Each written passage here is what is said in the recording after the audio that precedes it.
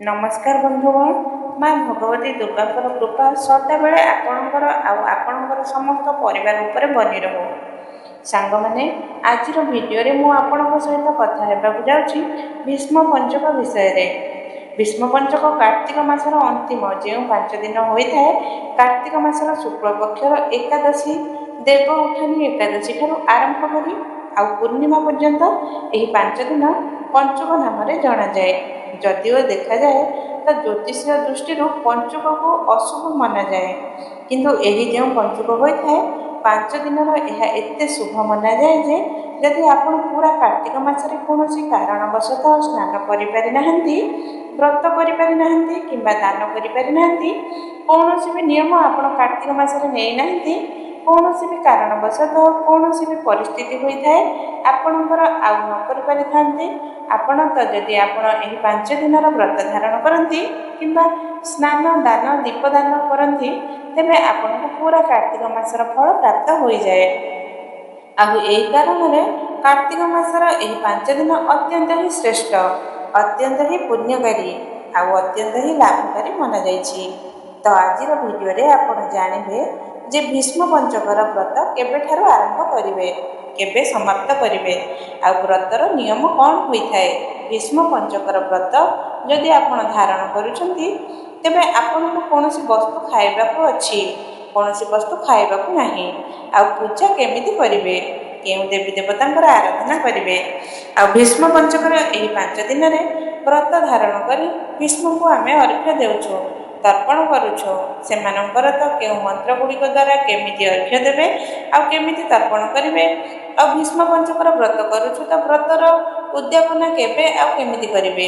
तो भीष्म पंचक व्रतर संपर्कित संपूर्ण जानकारी आज भिडियो रे आपन सहित शेयर करने को जाउछि।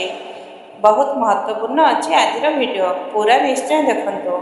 भल लगिले वीडियो को लाइक भी निश्चय करंतु कारण आपणक लाइक आपणकर कमेंट्स मो पई बहुत महत्वपूर्ण होता है। यह एकमात्र माध्यम अच्छी जहाद्वारा मुझे जानीपे जे आपको यह वीडियो भल लगुच आपंपाई वीडियो उपयोगी अच्छी। तो जदि वीडियो भल लगे तो लाइक निश्चय करंतु। चलतु सबठारु प्रथमे जानी जे एथर अर्थात वर्ष 2025 रे भीष्म पंचकर व्रत आम केबे ठारू धारण करने को अच्छी। देखंतु भीष्म पंचकर व्रत धारण करुछु देव उठानी एकादशी ठारू। तो एथर देव उठानी एकादशी 2 दिन अच्छी जेमिति कि 1 नवेम्बर रे एकादशी तिथि आरंभ होउछि सकाळ 9:11 रे आ एकादशी तिथि समापन हेबो 2 नवेम्बर रे सकाळ 7:31 रे। तो एपरी रे एथर एकादशी 2 दिन लागुछि। यही कारण रे भक्त मानकर मन रे संशय अछि जे आमे व्रत भीष्म पंचकर केबे ठारू धारण करिवो। देखंतु भीष्म पंचकर व्रत रे जेमिति 5 दिन मना जाइछि अंतिमर तो यही 5 दिन आमे तथापि पाइबु। जेतेबेले आमे व्रत 1 नवेम्बर ठारू आरंभ करिवो तो 1 नवेम्बर ठारू आपण व्रत आरंभ करंतु। भीष्म पंचकर व्रत 1 नवेम्बर रु आरंभ करंतु, किंतु देव उठानी एकादशी व्रत आमे धारण करबा अछि 2 नवेम्बर 2025 रे। कारण 1 नवेम्बर रे दशमी युक्त एकादशी अछि आ 2 नवेम्बर द्वादशी युक्त एकादशी अछि। तो एकादशी व्रत द्वादशी युक्त करा जाए। यही कारण रे 2 नवेम्बर रे आमे एकादशी व्रत करिवो आ भीष्म पंचक व्रतर आरंभ 1 नवेम्बर ठारू कराहब। तो संकल्प सहित आपन को व्रत आरंभ करबा को अछि। तो यह आपन को प्रातः काल शीघ्र उठा अच्छी। कार्तिक मासरे जो व्रत होता है तारे आमे स्नान करुछु ब्रह्म मुहूर्त रे। तो ब्रह्म मुहूर्त रे समय कौन होता है प्राय 3:30 रु 4:30 मध्य रे आपन को स्नान करने को अच्छी। तापरे आपन विधि विधान पूजा करते। तो तापरे निजर घरर मंदिर को आसतु। घरर मंदिर रे शुद्ध घीर दीप प्रज्वलन करंतु। तापरे निजर हाथ रे जल आ पुष्प नहीं निजर व्रतर संकल्प नियंतु। सबुठारु प्रथमे निजर नाम कहतु गोत्र कहतु आ जो स्थान रे आपण रहउछंती सेही स्थान र ठिकाना कहतु आ भगवान श्रीहरि विष्णु को प्रार्थना करंतु जे हे श्रीहरि विष्णु आपणकर प्रसन्नता पाई आपणकर संतुष्टि पाई आज ठारू कार्तिक मासर पूर्णिमा पर्यंत मु भीष्म पंचक व्रत को धारण करुछि किंबा धारण करिछि। एही व्रत समय एही पूजा पाठ समय कौन भी भूल मो ठारू हो जाए जानतारे कि अजाणतारे ତ ଆପଣ ତାକୁ କ୍ଷମା କରିଦିଅନ୍ତୁ ଆଉ ଏହି ବ୍ରତ ପୂଜାର ସମ୍ପୂର୍ଣ୍ଣ ଫଳ ମୋତେ ପ୍ରଦାନ କରନ୍ତୁ। ଏପରି ପ୍ରାର୍ଥନା କରି ଆପଣ ନିଜର ବ୍ରତର ସଂକଳ୍ପ ନେଉଛନ୍ତି। ପୁଣି ଆପଣଙ୍କ ହାତରେ ଯେଉଁ ସାମଗ୍ରୀ ଅଛି, ଜଳ ଆଉ ପୁଷ୍ପ ଭଗବାନ ଶ୍ରୀ ବିଷ୍ଣୁଙ୍କର ଚରଣରେ ଅର୍ପିତ କରିଦିଅନ୍ତୁ। ଆଉ ଏବେ ଆପଣଙ୍କର ଭୀଷ୍ମ ପଞ୍ଚକର ବ୍ରତ ଆଜିଠାରୁ ଆରମ୍ଭ ହୋଇଗଲା। ଏବେ ଆପଣ ନିୟମପୂର୍ବକ ଏହି ବ୍ରତର ପାଳନ କରିବେ। ଏବେ ଏହି ବ୍ରତରେ ନିୟମ କ'ଣ ହୋଇଥାଏ, ଏହା ଜାଣିବା ପୂର୍ବରୁ ଜାଣନ୍ତୁ ଯେ ଏହି ବ୍ରତ କାହିଁକି କରାଯାଏ। ଦେଖନ୍ତୁ, ପୌରାଣିକ କଥାରେ ଏପରି ବର୍ଣ୍ଣନା ଆସିଛି ଯେ ମହାଭାରତର ଯୁଦ୍ଧରେ ବାଣ ଶଯ୍ୟା ଉପରେ ଶୋଇଥିବା ମହାତ୍ମା ଭୀଷ୍ମ ଯେତେବେଳେ ରାଜ ଧର୍ମ, ମୋକ୍ଷ ଧର୍ମ ଆଉ ଦାନ ଧର୍ମର ବର୍ଣ୍ଣନା କରିଥିଲେ, ତାକୁ ପାଣ୍ଡବମାନଙ୍କ ସହିତ ଭଗବାନ ଶ୍ରୀକୃଷ୍ଣ ମଧ୍ୟ ଶୁଣିଥିଲେ। ଆଉ ତାକୁ ଶୁଣି ଭଗବାନ ଶ୍ରୀକୃଷ୍ଣ ପ୍ରସନ୍ନ ହୋଇଗଲେ। ଆଉ ତାପରେ ସେ ଭୀଷ୍ମଙ୍କ ଠାରୁ କହିଥିଲେ ଯେ ଭୀଷ୍ମ, ତୁମେ ଧନ୍ୟ, ତୁମେ ଧର୍ମର ସ୍ୱରୂପ ଆମକୁ ଭଲ ଭାବରେ କହିଛ।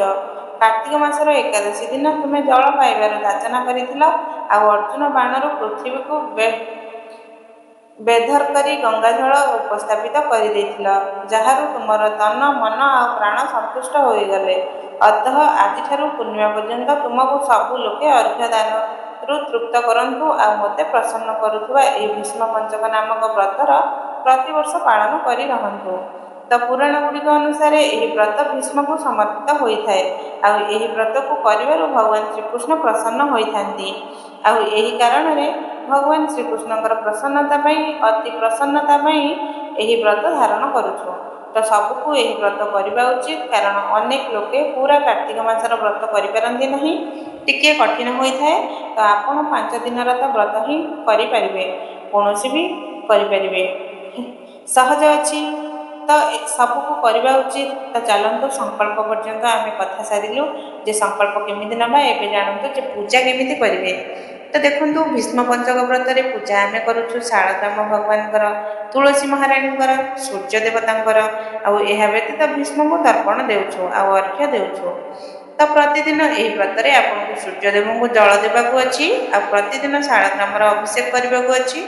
ଯଦି ଆପଣଙ୍କ ପାଖରେ ଶାଳଗ୍ରାମ ନାହିଁ, ତ ଠାକୁରଜୀଙ୍କର ଯେକୌଣସି ସ୍ୱରୂପ ଆପଣଙ୍କ ପାଖରେ ଅଛି, ଆପଣ ସେମାନଙ୍କ ଅଭିଷେକ କରିପାରିବେ। ପଞ୍ଚାମୃତରୁ, ଜଳରୁ, ଗଙ୍ଗା ଜଳରୁ କିମ୍ବା କୌଣସି ବି ପବିତ୍ର ନଦୀର ଜଳ ହେଉ, ଯେମିତିକି ଯମୁନାର ଜଳ ହେଉ କିମ୍ବା କୌଣସି ତୀର୍ଥସ୍ଥଳର ଜଳ ହେଉ, ସେଥିରେ ଆପଣ ଶାଳଗ୍ରାମର ଅଭିଷେକ କରାନ୍ତୁ। ତାପରେ ଧୂପ, ଦୀପ, ପୁଷ୍ପ ଇତ୍ୟାଦି ଯେକୌଣସି ଚିଜ ଆପଣଙ୍କ ପାଖରେ ଉପଲବ୍ଧ ଅଛି, ସେଗୁଡ଼ିକରୁ ଶାଳଗ୍ରାମର ପୂଜନ କରନ୍ତୁ। ତାପରେ ତୁଳସୀ ମହାରାଣୀଙ୍କର ପୂଜା କରନ୍ତୁ। ପ୍ରତିଦିନ ତୁଳସୀରେ ଦୀପଦାନ ଆପଣ ବ୍ରହ୍ମ ମୁହୂର୍ତ୍ତରେ ମଧ୍ୟ କରିପାରିବେ, ସନ୍ଧ୍ୟାରେ ମଧ୍ୟ କରିପାରିବେ। ପଦ୍ମ ପୁରାଣରେ କୁହାଯାଇଛି ଯେ ଦେବ ଉଠାଣି ଏକାଦଶୀ ଠାରୁ ପୂର୍ଣ୍ଣିମା ପର୍ଯ୍ୟନ୍ତ, ଅର୍ଥାତ୍ ଭୀଷ୍ମ ପଞ୍ଚକର ଯେଉଁ 5 ଦିନ ହୋଇଥାଏ, ଏହି 5 ଦିନରେ ଅଖଣ୍ଡ ଦୀପ ଦାନ କରିବାରୁ ସମସ୍ତ ପ୍ରକାରର କାମନା ଗୁଡ଼ିକ ପୂର୍ଣ୍ଣ ହୋଇଯାଏ। ତ ଯଦି ଆପଣ ଜାଣନ୍ତି ତ ଅଖଣ୍ଡ ଦୀପ ଦାନ କରିପାରିବେ।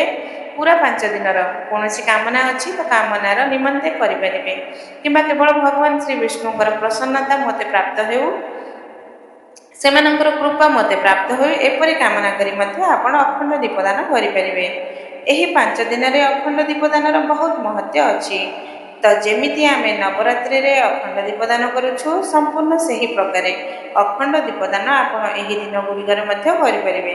ଆଉ ଯଦି ଆପଣ ଅଖଣ୍ଡ ଦୀପଦାନ ନ କରନ୍ତି ତ ମଧ୍ୟ କୌଣସି କଥା ନାହିଁ, ଆପଣ ସକାଳ ସନ୍ଧ୍ୟା ପୂଜା କରୁଛନ୍ତି ତ ପୂଜା ସମୟରେ ଦୀପଦାନ କରିବେ।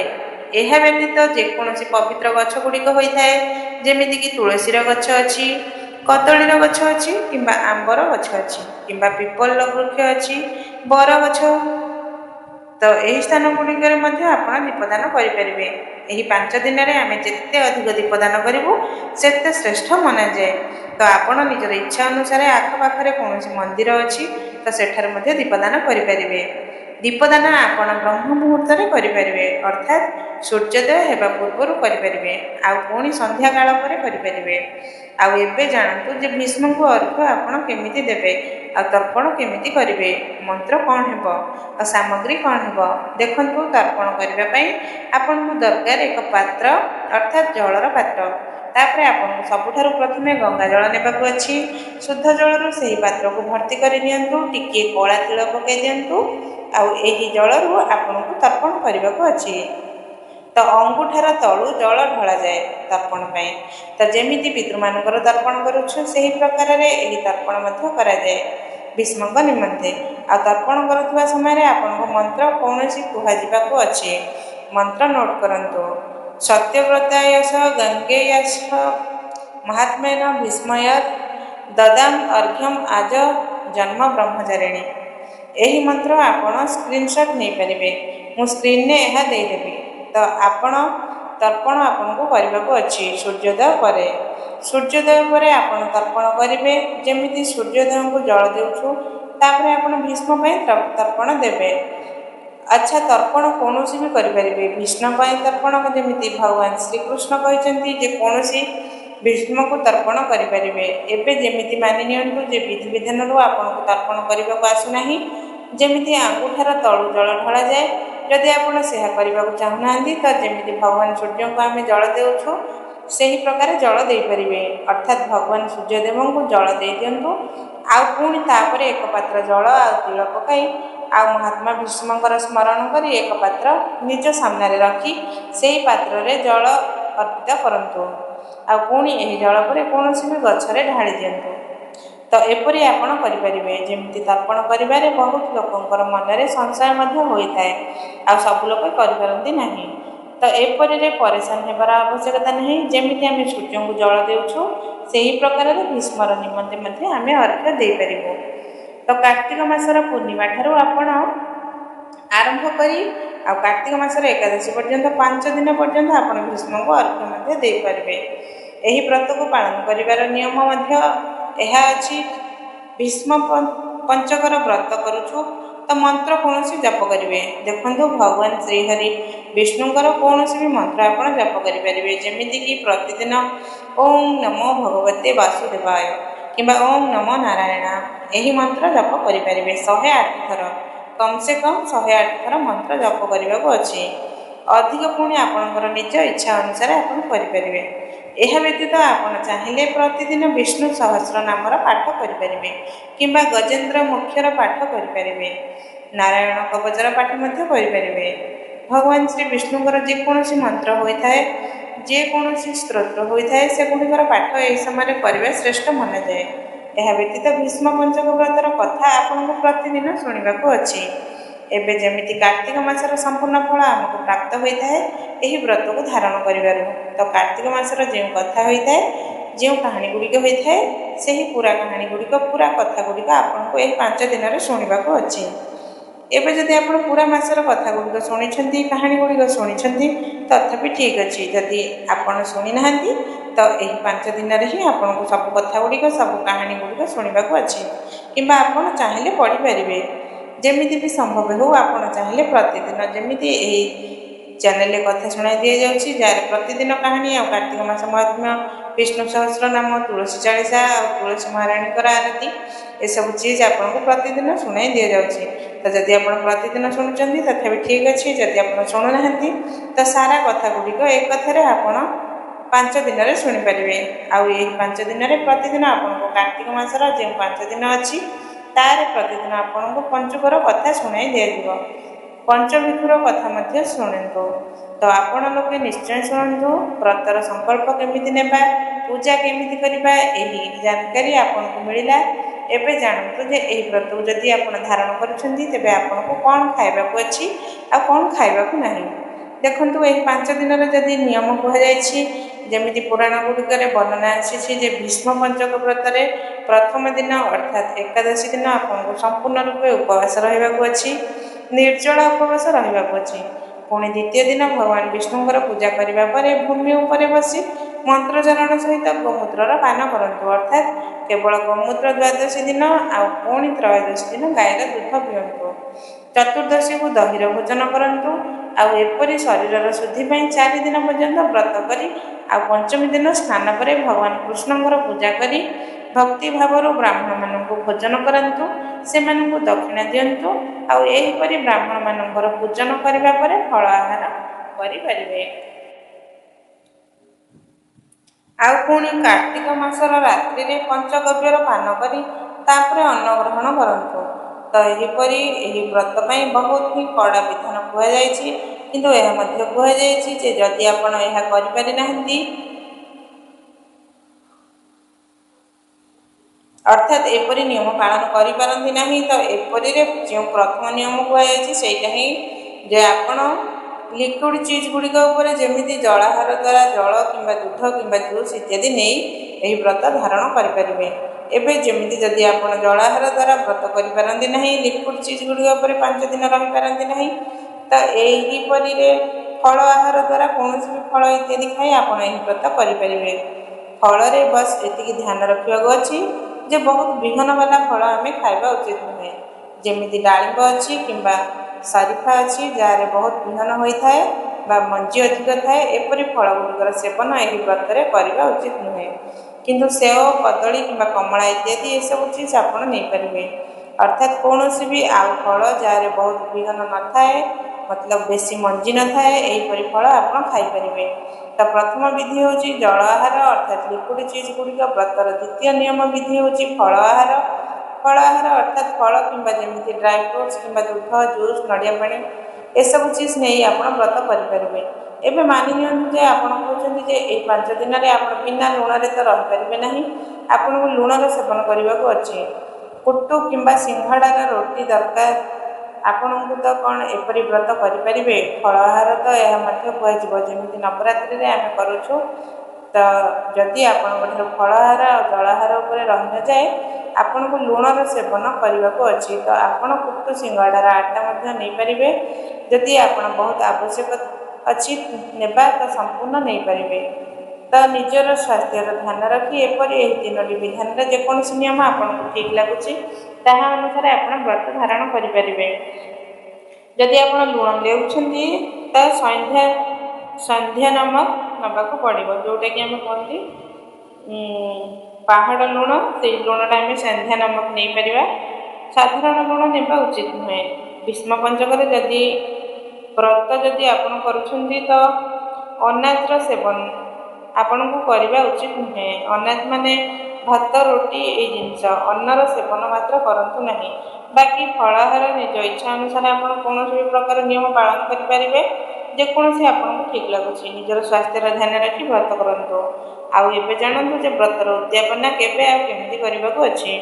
ଦେଖନ୍ତୁ, ଏହି ବ୍ରତର ଉଦ୍ଯାପନା ଆମେ କରିବୁ ପୂର୍ଣ୍ଣିମା ତିଥିରେ। କାର୍ତ୍ତିକ ମାସର ପୂର୍ଣ୍ଣିମା ଦିନ ପ୍ରାତଃ କାଳରେ ଶୀଘ୍ର ଉଠି ସ୍ନାନ କରିନିଅନ୍ତୁ। ବିଧିବିଧାନରୁ ପୂଜା କରିନିଅନ୍ତୁ। ଯେମିତି ଆମେ ପୂଜା କରୁଛୁ ପୁରା 5 ଦିନରେ ନିୟମ ପୂର୍ବକ ପୂଜା କରନ୍ତୁ, ଦୀପଦାନ କରନ୍ତୁ। ତାପରେ ବ୍ରାହ୍ମଣକୁ ଡାକି ଅର୍ଥାତ୍ ବ୍ରାହ୍ମଣକୁ ଘରକୁ ଡାକି ଭୋଜନ କରାଇ ଦିଅନ୍ତୁ। ଆପଣ ଚାହିଁଲେ ଏକ ବ୍ରାହ୍ମଣକୁ କିମ୍ବା ଏହାଠାରୁ ଅଧିକ ବ୍ରାହ୍ମଣମାନଙ୍କୁ ମଧ୍ୟ ଭୋଜନ କରାଇ ପାରିବେ। ଆଉ ଯଦି ଆପଣ ବ୍ରାହ୍ମଣକୁ ଭୋଜନ କରାଇ ପାରିନାହାନ୍ତି, ତଥାପି କ'ଣ କରିବେ? ବ୍ରାହ୍ମଣ ନିମନ୍ତେ ଦାନର ସାମଗ୍ରୀ ବାହାର କରି ଦିଅନ୍ତୁ। ଯଥାଶକ୍ତି ଯଥାସମ୍ଭବ ଖାଇବାର ସାମଗ୍ରୀ, ଖାଇବାର କଚ୍ଚା ସାମଗ୍ରୀ ଯେମିତି ଡାଲି, ଚାଉଳ, ଅଟା ଇତ୍ୟାଦି ଯେକୌଣସି ଆପଣ ଦାନ କରିବାକୁ ଚାହୁଁଛନ୍ତି, ଫଳ, ସବ୍ଜି, ବସ୍ତ୍ର ଇତ୍ୟାଦି ଦକ୍ଷିଣା ସହିତ ଆପଣ ଦାନ ବାହାର କରିପାରିବେ। ଆଉ ତାପରେ ବିଧିବିଧାନରୁ ଭଗବାନ ଶ୍ରୀବିଷ୍ଣୁଙ୍କର ପୂଜା କରନ୍ତୁ। ଭୀଷ୍ମ ପଞ୍ଚକ ବ୍ରତର ଯେଉଁ ଉଦ୍ଯାପନା ଆମେ କରୁଛୁ ତାରେ ଗୋଦାନର ବହୁତ ମହତ୍ତ୍ୱ ଅଛି। ତ ଗୋଦାନ ତ ଦେଖନ୍ତୁ ସବୁ କରିପାରିବେ ନାହିଁ, କିନ୍ତୁ ଆପଣ କ'ଣ କରିପାରିବେ? ଆଖପାଖରେ କୌଣସି ଗୋଶାଳା ଅଛି ତ ସେଠାରେ ଆପଣ ଗାଈମାନଙ୍କ ପାଇଁ ଚାରା ଦେଇପାରିବେ କିମ୍ବା ଭୋଜନର ବ୍ୟବସ୍ଥା କରିପାରିବେ। ଆଉ ଯଦି ଆପଣ ଏହା ମଧ୍ୟ କରିପାରନ୍ତି ନାହିଁ, ଯେମିତି କୌଣସି ବି ଅସୁବିଧା ହୋଇଥାଏ, ଅସମର୍ଥ ଅଛନ୍ତି ଆପଣ, ତ ଯେମିତି ଅନେକ ଥର ଆପଣଙ୍କ ଆଖପାଖରେ ଗାଈ ହୋଇଥାଏ, ତ ଆପଣ କୌଣସି ବି ଗାଈକୁ ଗୁଡ଼ ଆଉ ରୋଟି ଖୁଆଇ ପାରିବେ କିମ୍ବା ଯେମିତି ଚାରା ଖୁଆଇ ପାରିବେ, ହରା ଚାରା, ଟିକିଏ ଶାଗ ଇତ୍ୟାଦି କିଣି ଗାଈକୁ ଖୁଆଇ ପାରିବେ। ତ ଯଥାଶକ୍ତି ଯଥାସମ୍ଭବ ନିଜର ଶକ୍ତି ସାମର୍ଥ୍ୟ ଅନୁସାରେ ଦାନ ଦକ୍ଷିଣା ଦିଅନ୍ତୁ। ଭଗବାନ ଶ୍ରୀବିଷ୍ଣୁଙ୍କର ବିଧିବିଧାନରୁ ପୂଜା କରନ୍ତୁ। ବ୍ରତର ପାରଣ ଆପଣଙ୍କୁ କରିବାକୁ ଅଛି ରାତ୍ରିରେ। ସକାଳ ସମୟରେ ଆପଣ ଦାନ ଦକ୍ଷିଣା ଦେଇପାରିବେ, ବ୍ରାହ୍ମଣ ଭୋଜନ କରାଇ ପାରିବେ, କିନ୍ତୁ ଆପଣଙ୍କୁ ନିଜେ ଭୋଜନ କରିବାକୁ ଅଛି ପୂର୍ଣ୍ଣିମା ଦିନ ରାତିରେ। ସନ୍ଧ୍ୟା ପରେ ସନ୍ଧ୍ୟାରେ ଭଗବାନ ଶ୍ରୀବିଷ୍ଣୁଙ୍କର ପୂଜା କରନ୍ତୁ, ଆରତି କରନ୍ତୁ ଆଉ ମନ୍ତ୍ର ଜପ କରନ୍ତୁ। ଆଉ ସେମାନଙ୍କ ସାମ୍ନାରେ ହାତରେ ଜଳ ଆଉ ପୁଷ୍ପ ନେଇ ନିଜର ବ୍ରତକୁ ଭଗବାନ ଶ୍ରୀହରି ବିଷ୍ଣୁଙ୍କୁ ସମର୍ପିତ କରିଦିଅନ୍ତୁ ଯେ ଭୀଷ୍ମ ପଞ୍ଚକର ବ୍ରତ ମୁଁ ଧାରଣ କରିଛି। ଏହି ବ୍ରତରେ ଜାଣି ଅଜାଣତରେ ମୋ ଠାରୁ କୌଣସି ଭୁଲ ଚୁକ୍ ହୋଇଛି ତ ଏହା ପାଇଁ ମୋତେ କ୍ଷମା କରନ୍ତୁ। ଆଉ ମୋର ବ୍ରତ, ମୋର ପୂଜା, ମୋର ପ୍ରାର୍ଥନା ଯାହା ମୁଁ ପୁରା ଶ୍ରଦ୍ଧା ଭାବରୁ ସମର୍ପିତ ଭାବରୁ କରିଛି ତାକୁ ଗ୍ରହଣ କରି ହେ ଶ୍ରୀହରି ବିଷ୍ଣୁ ଆପଣ ମୋର ଏହି ବ୍ରତକୁ ପୂର୍ଣ୍ଣତା ପ୍ରଦାନ କରନ୍ତୁ। ଏପରି ଭଗବାନ ଶ୍ରୀବିଷ୍ଣୁଙ୍କ ଠାରୁ ପ୍ରାର୍ଥନା କରନ୍ତୁ। ଆଉ ଆପଣଙ୍କ ହାତରେ ଯେଉଁ ଜଳ ଅଛି पुष्प अच्छी आपण भगवान श्री विष्णुकर चरण में समर्पित करूँ। आउ भगवान प्रार्थना करूँ, क्षमा याचना करूँ। जेकोसी आपण कामना होता है, जेकोसी आपण भाव होता है, भगवान श्री विष्णु सामने निजर भाव को प्रकाश करूँ। आउे भगवान को जो भोग लगा पूर्णिमा अच्छी तो खीर भोग लगे आई खीरी खाई आप निजर व्रत समापन करेंगे, व्रतर पालन करेंगे। अर्थात पूर्णिमार रात्रि में जितेबाला आप निजर व्रत खोलुंट तो से दिन आपको मीठा भोजन ही करने को अच्छी। देखो जदिव मु स्वास्थ्य अनुसार कही आपण लोके संध्या लुण खाईपर किंतु पुराण गुड़िकर व्रत कौन स्थान में अन्न आ लुण खाइबार विधान कहुए ना। तथापि जमी देश काल पात्र होता है ताहा अनुसार नियम पालन कराए। निजर स्वास्थ्यर ध्यान रखी ही व्रत करुछु। तो आपण मैंने जदि बिना लुण रही पारती ना तो संपूर्ण संध्या लुण आप खाईपर किंतु पूर्णिमा दिन आप लुणर सेवन मात्र करूँ ना। आप मीठा भोजन करनी एक दिन तो रहीपर आउ लुणर सेवन आम करुछु परदिन। जमी चिड़ा चिड़ीर कथा शुणुछु आउ खिचड़ीर भोग लगाऊछु भगवान को पुणी से खिचड़ीर प्रसाद खाई आउ आम लुणर सेवन करवा से दिन ठार आरंभ करुछु। आउ एक प्रश्न अच्छी जमी जदि आम एकादशी व्रत धारण करुँ, देव उठाणी एकादशी व्रत करुछु तो पुणी आम एकादशी व्रतर पारण केमती करूँ। जदि आम भीष्म पंचकर व्रत करुछु तो देखो एकादशी व्रत जो पारण आपड़ करेंगे द्वादशी दिन तो जो पारणर शुभ मुहूर्त अच्छी से समय आपको नेबाक अच्छी। निजर हाथ में टिके जल अर्थात जो भगवान श्रीहरि विष्णु का चरणामृत होता है से ही जल निज हाथर डाण हाथ में नियंतु आप तुलसी पत्र आपन को नेबाक अच्छी एक दाना चाउल, एक दाना साबुत चाउल ठीक अच्छी कच्चा आरु आपन को एकादशी व्रतर पालन करने को अच्छी।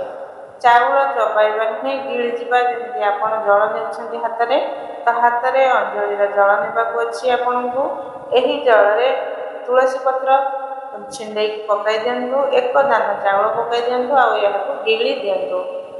चबाइबे तो आपन व्रत खंडित हो तो चबाइबा ठीक नुहे। तो यहपरी आपंकर एकादशी व्रतर पारण होपर भीष्म पंचक व्रत खंडित होना। तो सांग मैंने आज वीडियो जहाँ भीष्म पंचक व्रतर संपर्कित संपूर्ण जानकारी मुझे शेयर करें। कौन प्रश्न आपण रहीगला तो आप कमेंट बॉक्स में निश्चय लिखु। वीडियो भल लगे तो लाइक करूँ, संभव है शेयर करूँ। और चैनल प्रथम थर आसुँच तो सब्सक्राइब कर बेल आइकन को निश्चय प्रेस कर दिंतु। जदि आपको आज वीडियो भल लगी तो भेटुची मुझे परवर्ती वीडियो एवं रोचे। जय श्री राधे राधे।